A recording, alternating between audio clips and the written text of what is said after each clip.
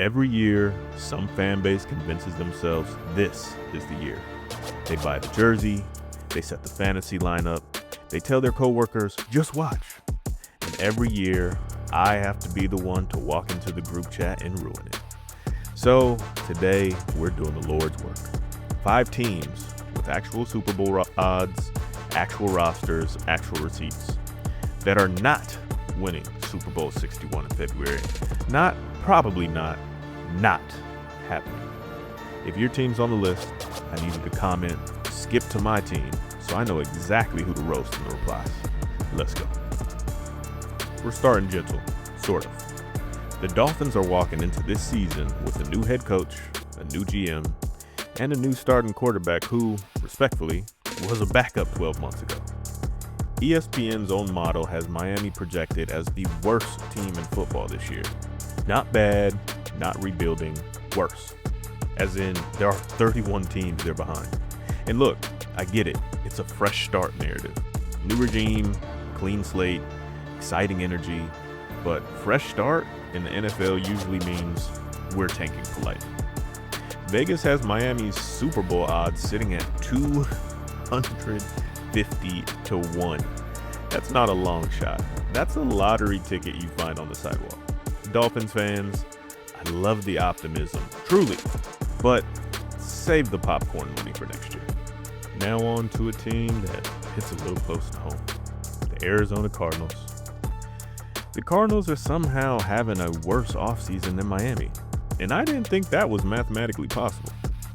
Arizona opens the season as an underdog in literally every single game on their schedule. Every one. That's never happened before.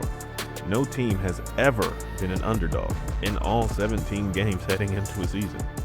Their week 1 spread against the Chargers is 11.5 points. 11.5. That's not a football game, that's a scrimmage. Vegas has them dead last on the entire Super Bowl board. Worse odds than Miami. Worse odds than the Jets. Worse odds than teams that don't even have a starting quarterback locked in yet. If Arizona wins the Super Bowl this year, I will personally eat my microphone on camera. That's how confident I am. Comment below and hold me to it. Now on to a team 3, the Jets. Every single year. Look, I don't even need advanced metrics for this one. This is muscle memory at this point. The Jets finding a new and creative way to disappoint their fan base is basically an annual holiday tradition, like the Macy's parade, except fatter. This year's version has them tied for some of the longest Super Bowl odds in the entire league. 250 to 1, right there with Miami and Arizona. Same tier, same conversation. And the wild part is, this isn't even a the talent just isn't there situation for every position group. This is a we somehow keep finding ways to get in our own way situation, which honestly might be worse. Jets fans, I say this with love and also with zero surprise, but buckle up for another February of watching everyone else play meaningful football. And now on to Team 2, the Cleveland Browns. The Browns are in that special tier of team where the front office's actual plan appears to be collect draft capital and figure out quarterback later, which, fine, that's a rebuild, that's allowed. But it does mean they're currently projected amongst the worst teams in football for a top draft pick, sitting around 12.8% odds at landing that number 1 selection. You cannot simultaneously be building for a high draft pick and be a Super Bowl contender.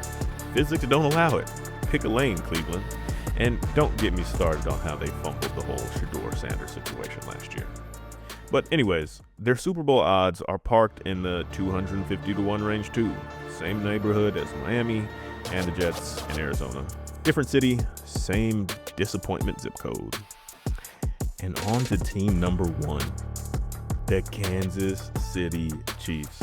Now, this is the one that's going to get me in the comments. Good, let's talk about it.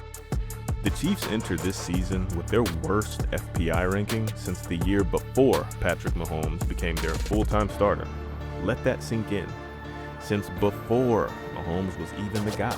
Why? Well, Mahomes is coming off a torn ACL and LCL. Their offense has visibly regressed the last couple of seasons compared to their peak, And they lost both starting cornerbacks to the Rams, of all teams, one of the actual favorites this year. Now, I know what you're going to say. Kansas City always finds a way. And sure, historically, that's true. But at some point, the math catches up to the magic. Father Time is undefeated, and right now, Father Time is guarding both of Kansas City's old cornerback spots. I'm not saying they'll be bad. I'm saying the dynasty, as we knew it, is not winning the Super Bowl. Different era, different outcome. Okay, I said 5. Well, I lied. There's a bonus team, and I think you already know who it is. America's team is walking into this season on the back of back-to-back losing seasons, including a 7-9-1 finish last year. And this isn't a we lost a bunch of close ones situation. Dallas had one of the best offenses in the entire league last season, and one of the worst defenses, simultaneously. That takes a special kind of chaos. New head coach Brian Schottenheimer, new defensive coordinator, new safety they spent big money on, big draft pick to fix the secondary, all the ingredients of a trust the process offseason. And yet, Dak Prescott sat down with reporters and said, and I quote, "Super Bowl expectations are absolutely realistic this year." Dak, my guy, you've made the playoffs 5 times and you've never once gotten past the divisional round. Vegas has you sitting around 22-1 for the Super Bowl. That's nice team, decent shot at division, not parade down Elm Street numbers. Cowboys fans, I already know this comment section is about to be work, but bring it. I'll be there. So, there it is.